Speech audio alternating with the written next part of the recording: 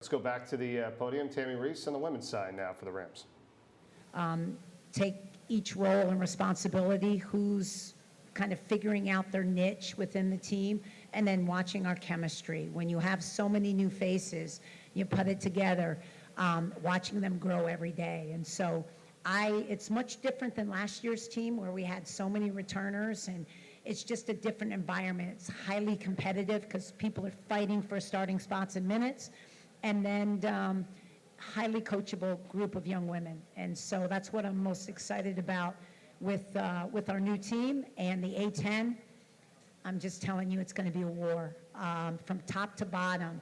The parity and the talent in our league, the great coaches in our league. And so I'm really excited about showing up every game and having to be ready to play, and a battle and a war. And so that's a credit to our commissioner. That's a credit to our coaches in the A10, and a credit to our talent that we've assembled. And I think this year is going to be special. Thank you, Coach. Open for questions. Tammi, Zach Weiss, Atlantic10.com. Have to ask you about the new faces, just who's stepped out, and as you try to find identity within yourselves, how that has gone with those new faces integrated. You know, we went in the transfer portal, and we have two new faces. One, a center replacing Maya Torre, our leading scorer and rebounder from San Diego. Her nickname is Honey. Really, really pleased with this piece. This is a cornerstone. Obviously, our centers have always been great for us in the league, and so Honey's going to roll right in and fit in well with us from a scoring standpoint and a rebounding standpoint. But the thing I'm most impressed with her is her ability to shoot the three. It's something we've really never had at that position.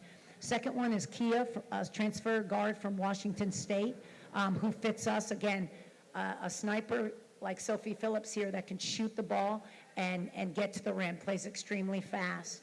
And then the freshman pieces. We added a couple late that we have not announced yet from France, two from France, 6'3" and 6'3", and then a freshman, Ayanna Franks, Gatorade Player of the Year from Connecticut, who is that strong, big athlete that we needed. And so those new faces have really upped the ante for us because they came in ready to play and highly competitive. And so at every position now, we're competing for minutes. And so it's made our practices extremely competitive and made my job as a coach very, very easy.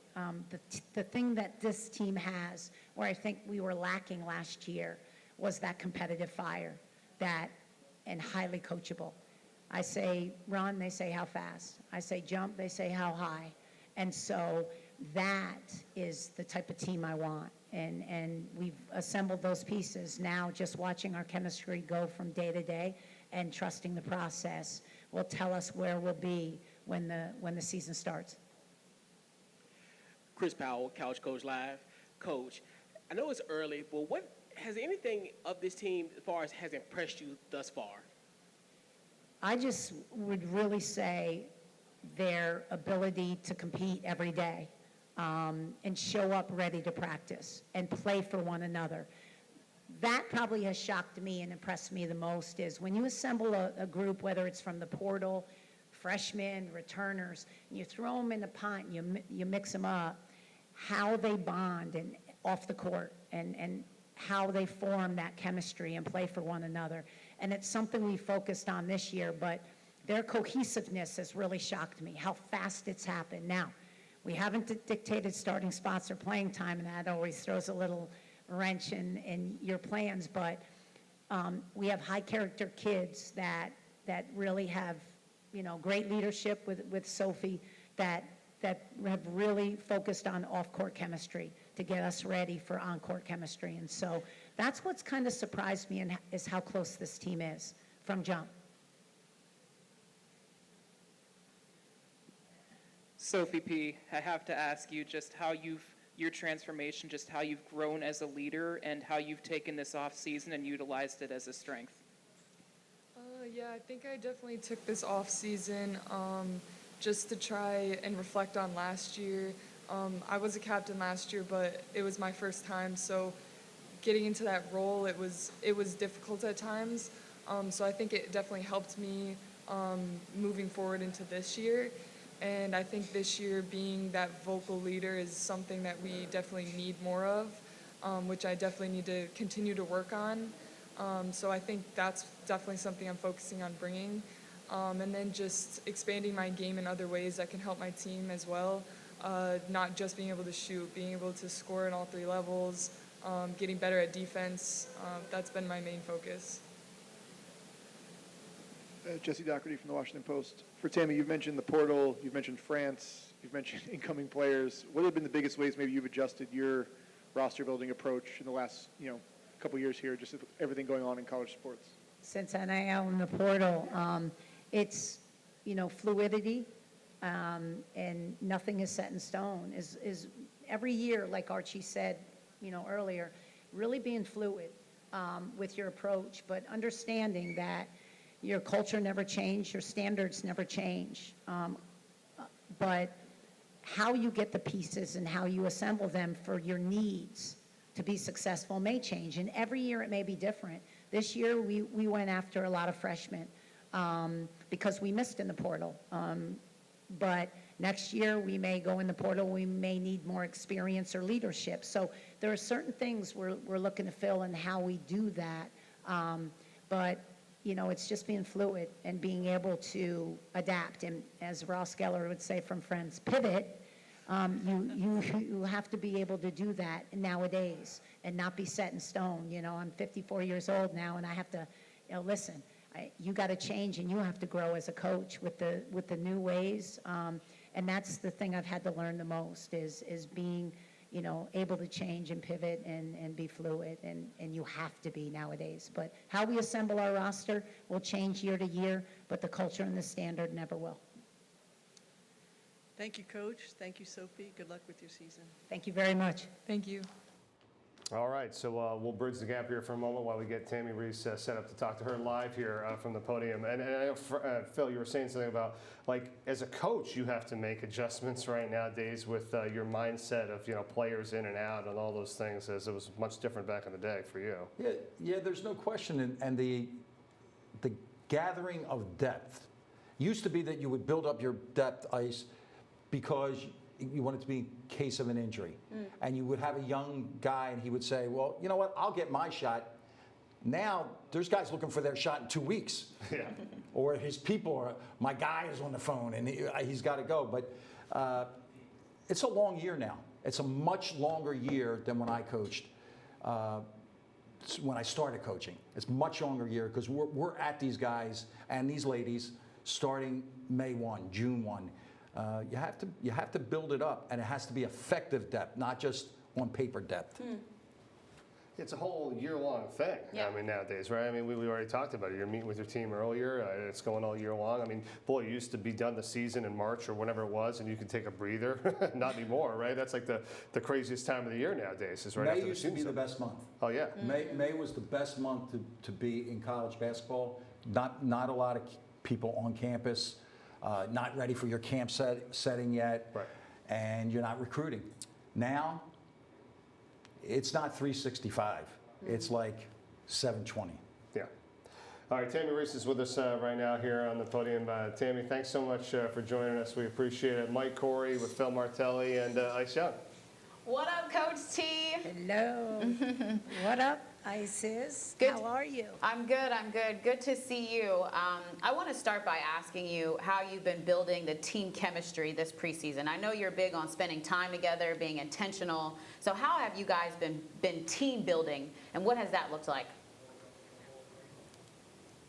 Well, I think, just what you said, Isis, is we're the Shaka Smart kind of school. We try to spend the most time with our players off the court than any other coaching staff in the nation. And so we've done things like, taking them to the Connecticut Sun, Las Vegas Aces game.